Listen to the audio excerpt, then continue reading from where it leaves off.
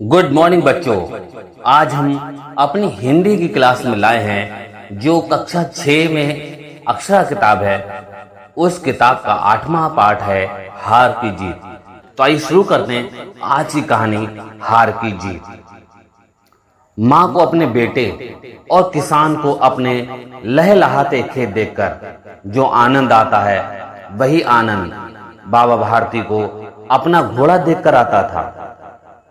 भगवत भजन से जो समय बचता वह घोड़े को अर्पण हो जाता। वह घोड़ा बड़ा सुंदर व बलवान था। इसके जोड़ का घोड़ा सारे इलाके में ना था। बाबा भारती उसे सुल्तान कहकर पुकारते, अपने हाथ से खरहरा करते, खुद दाना खिलाते और देख देख कर प्रसन्न होते थे। उन्होंने रुपया, माल, असबाब, जमीन आदि अपना सब कुछ छोड़ दिया था। यहां तक कि उन्हें नगर के जीवन से भी घृणा थी। अब गांव से बाहर एक छोटे से मंदिर में रहते और भगवान का भजन करते थे। मैं सुल्तान के बिना नहीं रह सकूंगा।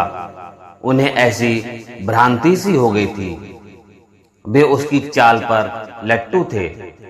कहते ऐसे चलता है जैसे मोर घटा को देखकर नाच रहा हो। जब तक संध्या समय सुल्तान पर चढ़कर 8-10 मील का चक्कर न लगा लेते उन्हें चैन न आता। खड़क सिंह उस इलाके का प्रसिद्ध डाकू था। लोग उसका नाम सुनकर कांपते थे। होते होते सुल्तान की कीर्ति उसके कानों तक भी पहुंची। उसका हृदय उसे देखने के लिए अधीर हो उठा। वह एक दिन दोपहर के समय बाबा भारती के पास पहुंचा और नमस्कार करके बैठ गया। बाबा भारती ने पूछा, खड़क सिंह क्या हाल है? खड़क सिंह ने सिर झुकाकर उत्तर दिया, आपकी दया है, कहो इधर कैसे आ गए? सुल्तान की चाह खींच लाई। विचित्र जानवर है, देखोगे तो प्रसन्न हो जाओगे। मैंने भी बड़ी प्रशंसा सुनी है। उसकी चाल तुम्हारा मन मोह लेगी। कहते हैं देखने में भी बड़ा सुंदर है।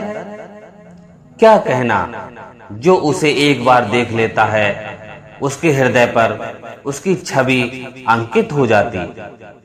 बहुत दिनों से अभिलाषा थी, आज उपस्थित हो सका हूं। बाबा भारती और खड़क सिंह अस्तबल में पहुंचे। बाबा भारती ने घोड़ा दिखाया। घमंड से खड़क सिंह ने घोड़ा देखा आश्चर्य से। उसने सहस्त्रों घोड़े देखे थे, परंतु ऐसा बांका घोड़ा उसकी आंखों से कभी ना गुजरा था। सोचने लगा, भाग्य की बात है, ऐसा घोड़ा खड़क सिंह के पास होना चाहिए था। इस साधु को ऐसी चीजों से क्या लाभ? कुछ देर तक आश्चर्य से चुपचाप खड़ा रहा। इसके पश्चात उसके हृदय में हलचल होने लगी।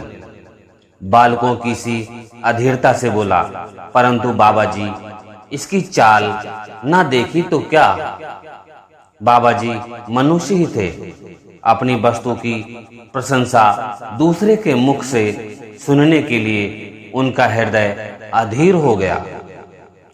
घोड़े को खोलकर बाहर गए। घोड़ा वायु वेग से उड़ने लगा। उसकी चाल देखकर खड़क सिंह के हृदय पर सांप लौट गया। वह डाकू था और जो वस्तु उसे पसंद आ जाए उस पर वह अपना अधिकार समझता था। उसके पास बाहुबल था और आदमी थे। जाते जाते उसने कहा, बाबा जी, मैं ये घोड़ा आपके पास ना रहने दूंगा। बाबा भारती डर गए। अब उन्हें रात को नींद ना आती। सारी रात अस्तबल की रखवाली में कटने लगी। प्रति क्षण खड़क सिंह का भय लगा रहता, परंतु कई मास बीत गए और वह ना आया। यहां तक कि बाबा भारती कुछ असावधान हो गए और इस भय को स्वप्न के भय की नाई मिथ्या समझने लगे।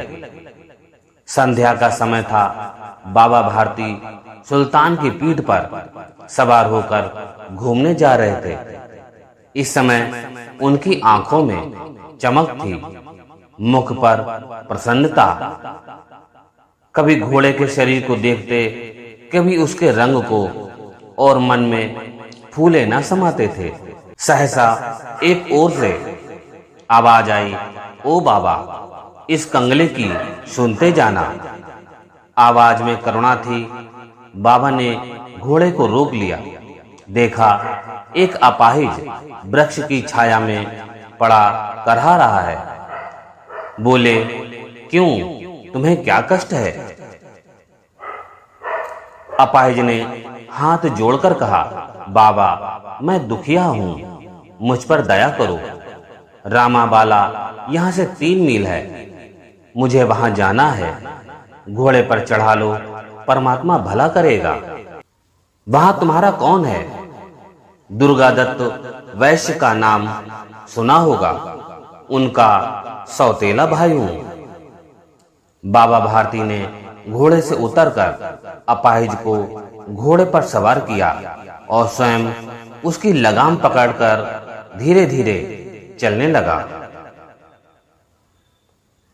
सहसा उन्हें एक झटका सा लगा और लगाम हाथ से छूट गई। उनके आश्चर्य का ठिकाना ना रहा जब उन्होंने देखा कि अपाहिज घोड़े की पीठ पर तनकर बैठा है और घोड़े को दौड़ाए लिए जा रहा है। उनके मुख पर भय, विस्मय और निराशा से मिली हुई चीख निकल गई। वह अपाहिज डाकू खड़क सिंह था। बाबा भारती कुछ देर तक चुप रहे और इसके पश्चात कुछ निश्चय करके पूरे बल से चिल्लाकर बोले, जरा ठहर जाओ। खड़क सिंह ने आवाज सुनकर घोड़ा रोक लिया और उसकी गर्दन पर प्यार से हाथ फेरते हुए कहा, बाबा जी, ये घोड़ा अब न दूंगा, परंतु एक बात सुनते जाओ। खड़क सिंह ठहर गया। बाबा भारती ने निकट जाकर उसकी ओर ऐसी आंखों से देखा जैसे बकरा कसाई की ओर देखता है और कहा, ये घोड़ा तुम्हारा हो चुका, मैं तुमसे वापस करने के लिए ना कहूंगा, परंतु खड़क सिंह केवल एक प्रार्थना करता हूं, उसे अस्वीकार ना करना, नहीं तो मेरा दिल टूट जाएगा। बाबा जी, आज्ञा कीजिए, मैं आपका दास हूं, केवल ये घोड़ा ना दूंगा।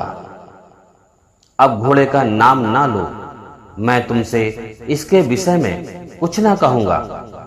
मेरी प्रार्थना केवल यह है कि इस घटना को किसी के सामने प्रकट ना करना। खड़क सिंह का मुंह आश्चर्य से खुला रह गया। उसका विचार था कि उसे घोड़े को लेकर यहां भागना पड़ेगा, परंतु बाबा भारती ने स्वयं कहा कि इस घटना को किसी के सामने प्रकट ना करना। इसका क्या प्रयोजन सिद्ध हो सकता है? खड़क सिंह ने बहुत सोचा, बहुत सिर मारा, परंतु कुछ समझ ना सका। हार कर उसने अपनी आंखें बाबा भारती के मुख पर गड़ा दी और पूछा, बाबा जी, इसमें आपको क्या लाभ है?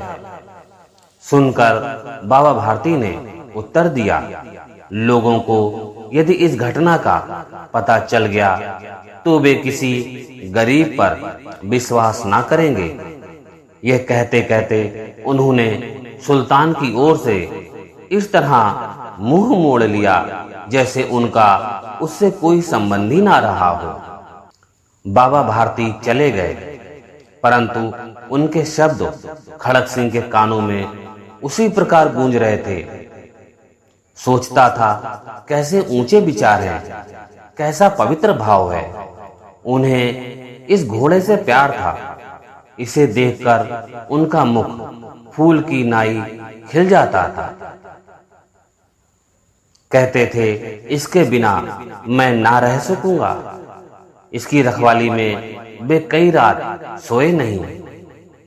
भजन भक्ति ना कर रखवाली करते रहे, परंतु आज उनके मुख पर दुख की रेखा तक न दिखाई पड़ती थी।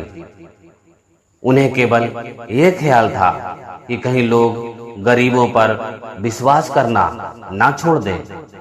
ऐसा मनुष्य नहीं, देवता है। रात के अंधकार में खड़क सिंह बाबा भारती के मंदिर में पहुंचा। चारों ओर सन्नाटा था। आकाश में तारे टिमटिमा रहे थे। थोड़ी दूर पर गांव के कुत्ते भौंक रहे थे। मंदिर के अंदर कोई शब्द सुनाई ना देता था। खड़क सिंह सुल्तान की बाग पकड़े हुए था। वह धीरे धीरे अस्तबल के फाटक पर पहुंचा। फाटक खुला पड़ा था। किसी समय वहां बाबा भारती स्वयं लाठी लेकर पहरा देते थे, परंतु आज उन्हें किसी चोरी, किसी डाके का भय न था। खड़क सिंह ने आगे बढ़कर सुल्तान को उसके स्थान पर बांध दिया और बाहर निकलकर सावधानी से फाटक बंद कर दिया। इस समय उसकी आंखों में नेकी के आंसू थे। रात्रि का तीसरा पहर बीत चुका था। चौथा पहर आरंभ होते ही बाबा भारती ने अपनी कुटिया से बाहर निकल ठंडे जल से स्नान किया। उसके पश्चात इस प्रकार जैसे कोई स्वप्न में चल रहा हो, उनके पांव अस्तबल की ओर बढ़े, परंतु फाटक पर पहुंचकर उनको अपनी भूल प्रतीत हुई। साथ ही घोर निराशा ने पांवों को मन भर का भारी बना दिया। वे वहीं रुक गए। घोड़े ने अपने स्वामी के पांवों की चाप को पहचान लिया और जोर से हिनहिनाया।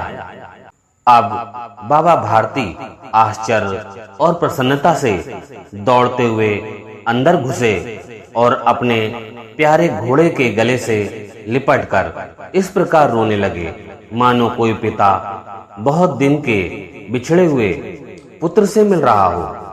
बार बार उसकी पीठ पर हाथ फेरते, बार बार उसके मुंह पर थपकियां देते।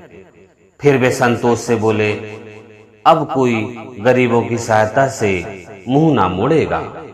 तो बच्चों, ये कहानी आपने सुनी, आपने देखा कि डाकू भी बाबा भारती के अच्छे कर्मों की वजह से उसका मन बदल गया और उसने वो घोड़ा वापस कर दिया। तो हमें हमेशा भलाई का और परोपकार का कार्य करना चाहिए।